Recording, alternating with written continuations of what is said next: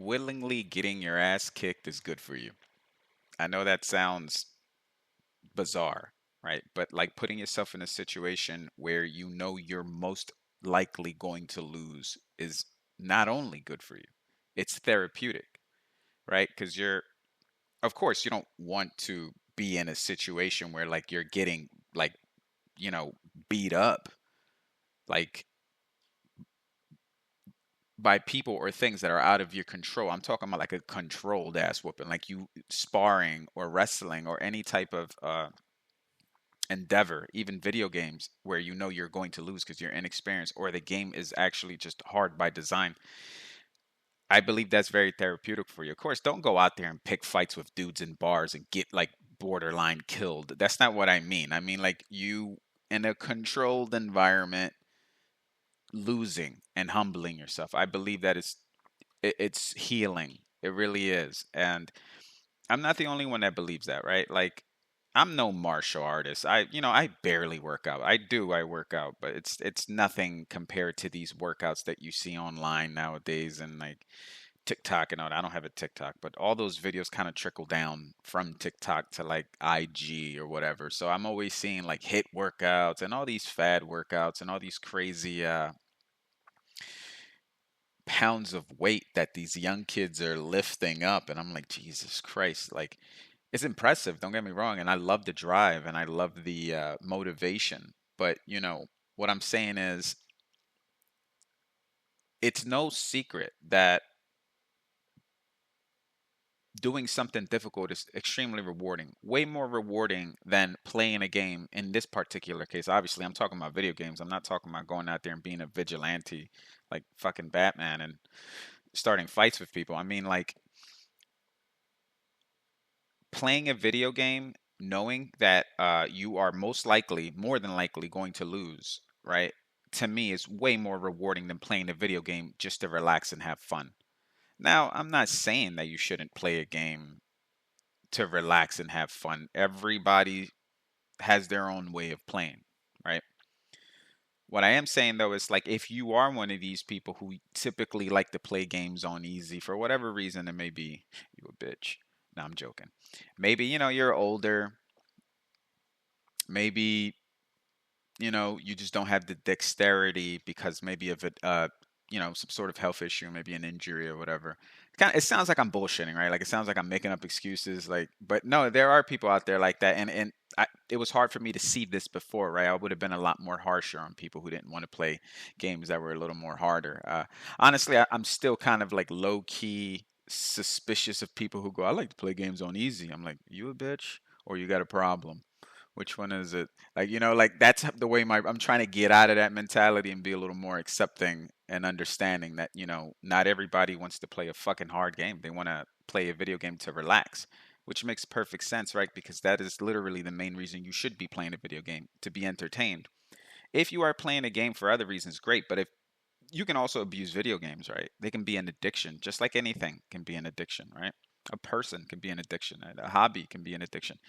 Anything that like you're using to escape life or duties or even to escape the processing of emotions. Maybe you're dealing with a loss, with a person, of a job, and you're using video games or something else as a coping mechanism, as something you're abusing it so you can escape your reality because facing your reality is too painful. Now, if you're using video games in that sense, then obviously you should not probably be playing games for a while. You should see someone, talk to someone.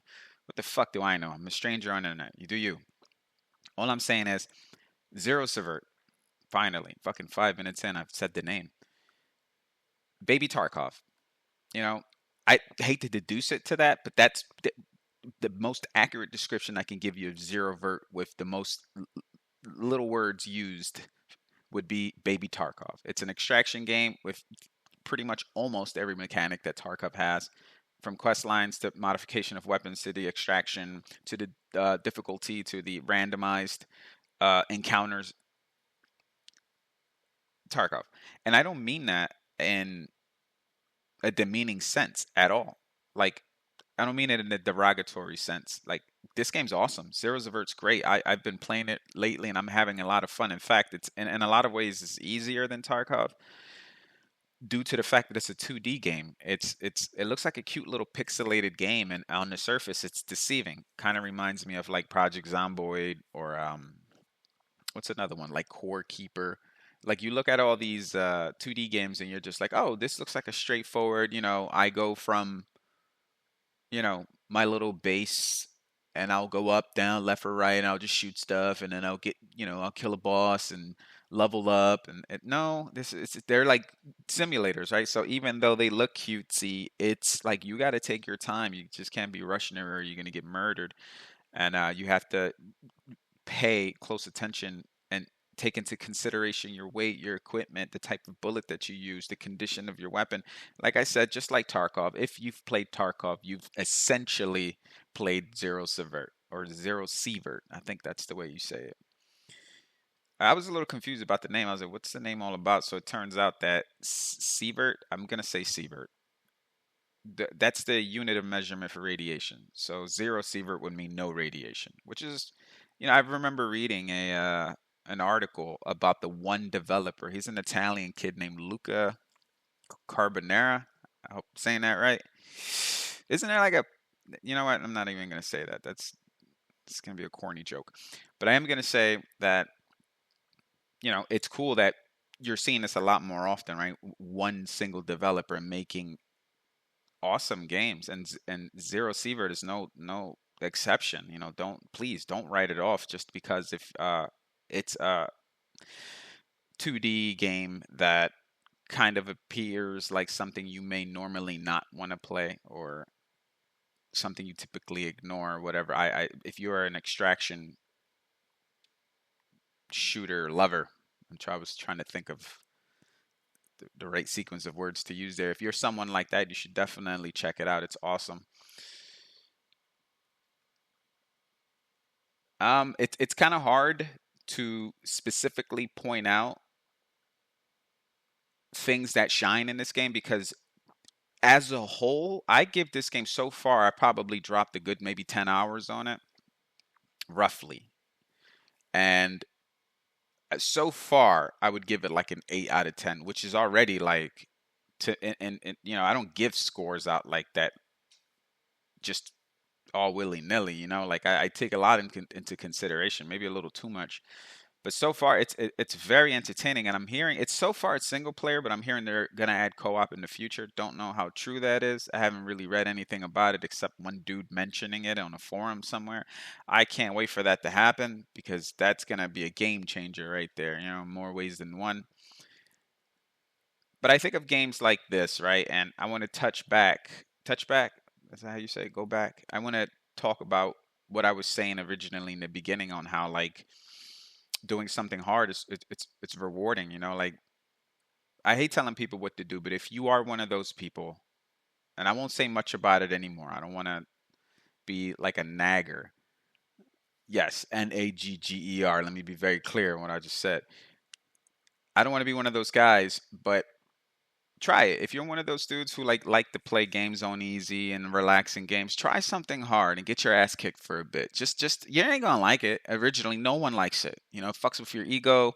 You start reverting to default mode, right? And this by default mode, I mean for a lot of people, not for me, but for a lot of people, they like to blame others, right? Whenever they're in trouble, that's the first thing they do. I see that a lot. You can see the panic in their eyes moving wildly, shifting all over the room, and they're just looking for something to blame. Oh, it's the game, it's the control, it's this, it's stupid. You shouldn't do this. This should be that. And then you're just like, that's when you've cornered someone, right? When they're just like, you can tell it's probably worked for them in the past, right? The second they get in trouble, or the second they get backed up into the corner, it's like, oh, let me start blaming everyone else except me. It wasn't the fact that I rushed in there and got killed. It wasn't the fact that I didn't properly use the take my time to read the equipment or even do the tutorial. No, no, no. It was the game. The game is stupid. It was the stupid gun. It was the stupid view. And I see that all the time. I play with people who are like that, and that drives me crazy. I've been That's one of those things that kind of drain my patience faster than normal. But I've been doing good, and I just laugh. I laugh at whenever I see someone do it because I know what they're doing, and they don't want to face the music. They don't want to admit that they fucked up. They don't want to admit that they've lost. That takes a lot of humility to do that. You'll grow as a person if you do. I will say that. I'm not saying that this fucking game or any hard game is going to change your life forever, but it will make it a little better. You know what I mean? Like it will, because there's a lesson to be learned here, right? I've always said this, right? There's always one of the best parallels to life is fighting and video games, right? That's why everyone is always comparing fighting and video games to real life situations, right? Like I've said this before so many times.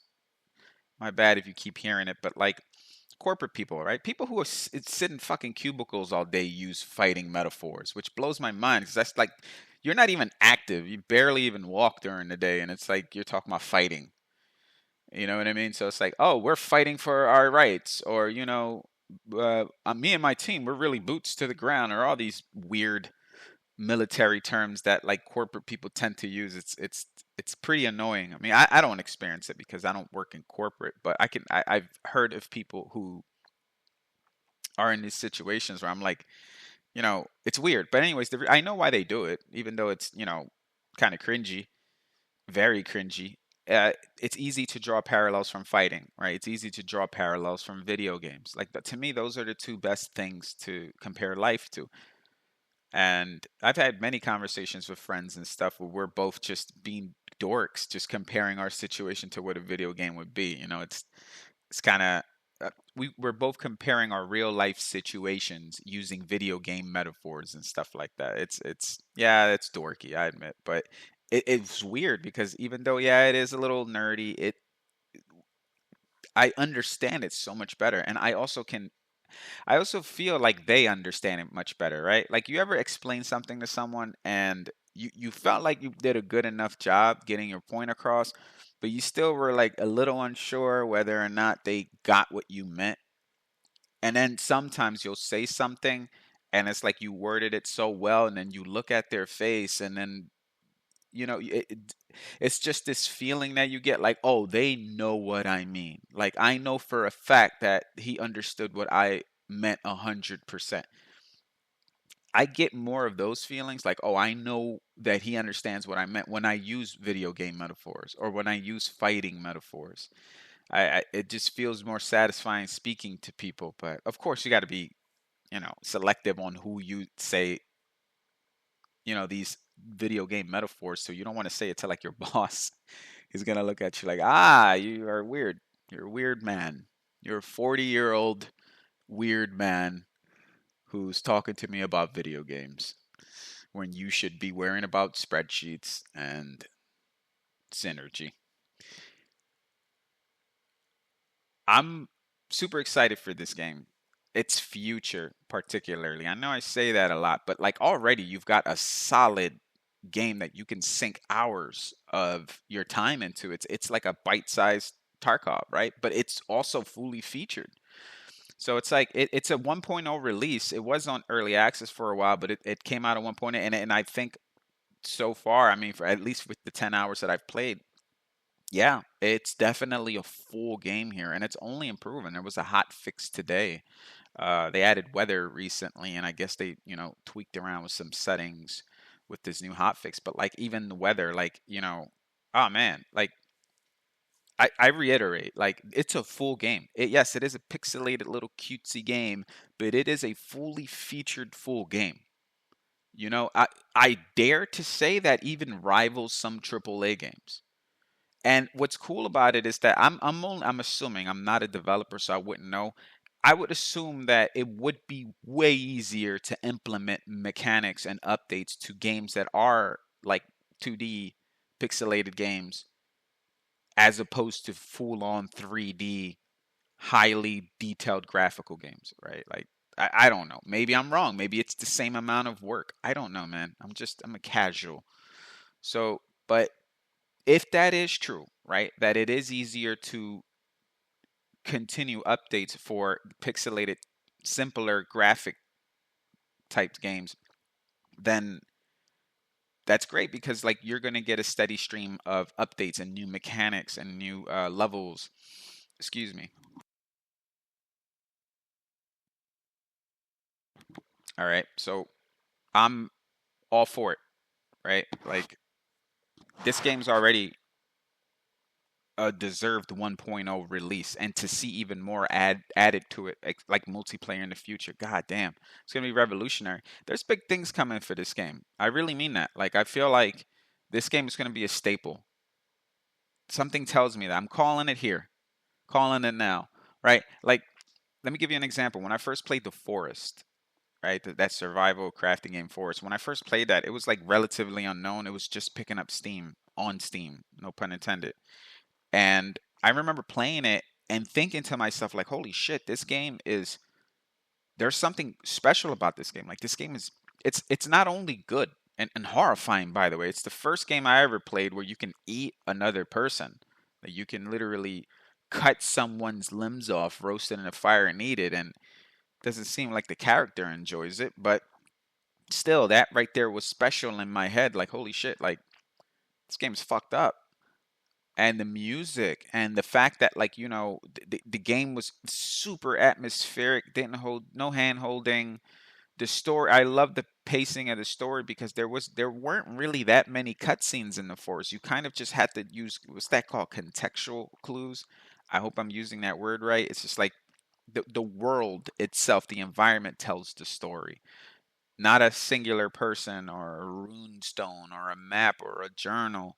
You find similar shit like that throughout the game, but for the most part, you piece things together, right? You'll go in a cave and see one of your kids' drawings, or you'll see like some sort of writing or some sort of scuffle or something, or maybe a newspaper article, and you kind of in your mind go like, "Oh, I think I know what happened here." Anyways, long story short, I can praise that game forever. And Sons of the Forest, its sequel, was probably just as good, if not better. I've been meaning to go back and play that. Actually, I might. When I was playing, what my whole point here is, when I was playing The Forest, it felt this feeling of like, oh, this is gonna be a special game. I feel like that was Zero Sievert, Zero Sievert. There's a feeling, right? It's like, damn, this is a fully fledged game. Like, this isn't like, you know, it isn't just a simple, like on the surface it's going to look like a simple basic game. It is not that. It's a fully featured game that's only going to get improved upon, and once multiplayer gets added, I really feel like way more people are going to add, they're going to have more eyes on this game. I feel like there's already eyes on this game. I'm a fan already, hands down. But I do feel like once multiplayer gets implemented, I think that's going to, man, that's going to elevate this game to crazy heights. Um, well, I hope he continues to work on this. I mean, like, he should. It's pretty successful. People kind of, the buzz is definitely buzzing when it comes to Zero Subvert. Yeah, and I'm here for it, man.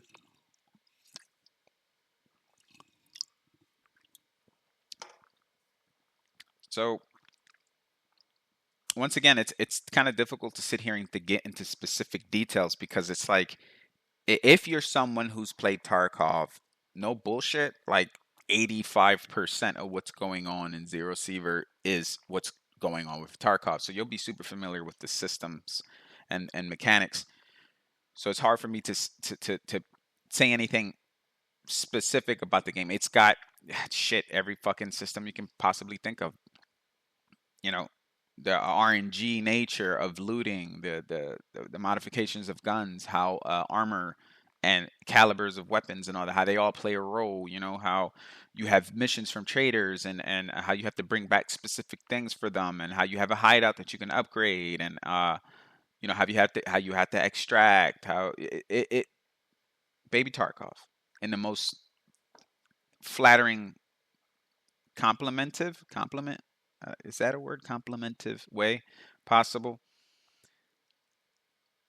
Of course, it adds, it's like, it's easier in a sense that, like, at least in my opinion, it's still difficult enough for you to feel that tension, and also that feeling of like, I want to go right back in for another run, because you want to just keep being a loot goblin. But the top down view, the isometric view, gives it this layer of, I guess it tones down the difficulty a little more, as opposed to like 3D, where you kind of just had you have your FOV and that's it. So, but this is weird, right? In order for them, or in order for Luca, it's kind of weird calling someone by their first name you don't really know. But let me get the actual name of this of his company. Cabo Studio. COBO Studio. So let's say we'll just call him Cabo. So they implemented this thing called Fog of War, which I've seen in other video games, but I never fully understood. I did a deep dive, and I think I understand it now. So, like, uh, Project Zomboid also has this, right, where it's an isometric view, which is basically like a god view. That's what I used to call it before I found out it was called isometric. So it shows you the player are seeing your character from a top down view, a bird's eye view, right? So naturally, right, you would think that since you are the one who is watching the world from a top view, you would think that you can see everything, right? You'll see your character along with everything else that's on the screen because you got a bird's eye view. No, like just like Project Zomboid and just like right now, Zero Sievert, as well as a bunch of other games, there's this thing called Fog of War. Excuse me. So it's like you have this vision cone, and whatever this vision cone, wherever you're facing, there's the vision cone, you know, displays, and whatever's inside of this vision cone is what you can see. Whatever is not inside of this vision cone, meaning wherever you're not facing, you can't see. Even though you are the viewer, the player, even though you have the bird's eye view of the entire screen, you still can't see what's behind your player because they won't show until your view of cone hits it. Until you turn around and physically see what's going on. It could be an enemy there, but it'll be invisible. The enemy will be invisible because you have not faced him. I don't know if I'm doing a good job explaining that, but that it fucks with your head, right? Because you're like, okay, I should see everything. I so it I will say this. It works. It works good enough. Just like in Zomboid, it works good enough, but I still have mixed feelings about it, right? You can turn it off. Oh, that's another thing I have to admit. And I have to say the customability, I think I said the word right. Zero Subvert is highly customizable. You can customize, you know, the difficulty. You can customize how much damage you receive, how much damage you give. If you drop all your weapons like you would in Tarkov, like you'll lose all your shit. That's the way I'm playing. And I feel like that's the way you should play too. Once again, play however the fuck you want. But if you're gonna play a Tarkov inspired game, you play it with Tarkov rules, right? Which is if you die, you lose all your shit. It's harder and it's more frustrating, and you get to deal with heartbreak more because you probably had a gun or some sort of a loadout that you really liked, and then you fucked up by making a stupid move. Like me, for example, I'm still in early game and I decided to shoot some of Laser's guards.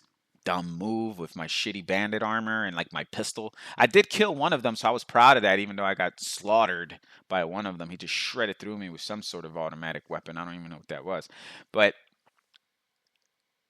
yeah, so this field of view, or sorry, this fog of war, I don't know how I feel about it. I feel like I wonder how this game. I almost want to play this game without the fog of war, but a lot of people will argue against that, right? Rightfully so. They would be like, "Oh, well, if you can see everything on the map, then wouldn't that be cheating?" Right? Because you would know, you would move tactfully. Is that the word, tactfully? Let's just say strategically.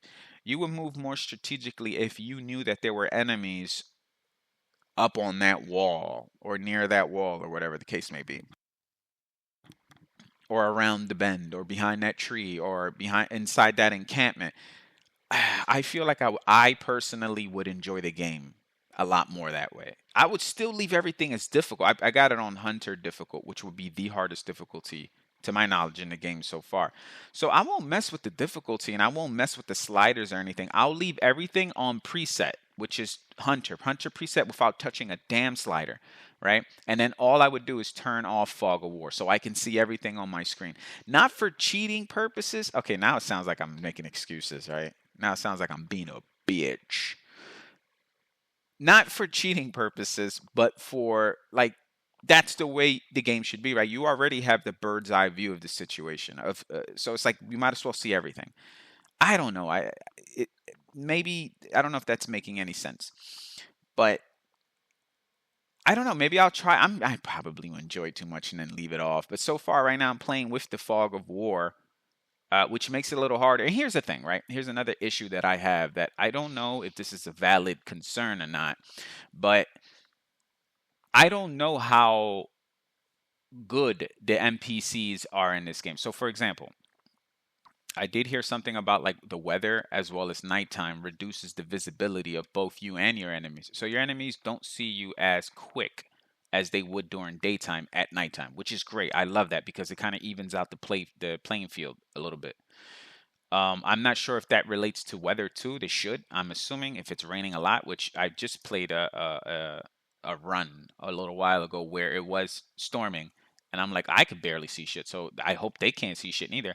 But anyways, so if I turn off the fog of war, and to be honest with you, this has happened to me a few times, right? Where there's like bandits near the trees, and I'm like, okay, so there's a bandit near the tree that's like blending in, right? Because first of all, the game is kind of pixelated, and also sometimes the bandits kind of camouflage the trees. That's probably a good gear choice on their behalf. But sometimes you get shot off screen, right? Because of your fog of war, because you weren't looking in that particular direction. So does that mean that the enemies don't have this fog of war thing going on? The NPCs don't have this fog of war. That they can kind of just know you're there and they shoot you up. Maybe that's the case. I don't know, but sometimes it does feel cheap. Like I'm like I wonder that probably wouldn't have happened if this fog of war shit would have been turned off. So I got mixed feelings about it. I almost don't want to try it to turn off the fog of war because I feel like I may like it too much and then to just leave it off. But it is cool that you can play however you want. You don't have to lose shit. If I'm not mistaken, you can set it to you can adjust the sliders to the point where and click some settings to the point where you die, you don't lose anything. And I think that's the way the game was originally, if I'm not mistaken, when he first started developing this game, and I think he released it on early access. I don't think there was like a mode where you lost all your shit. I think you kind of kept certain things. I think you lost your loot, but you kind of kept your gear and your gun, kind of like Starcraft.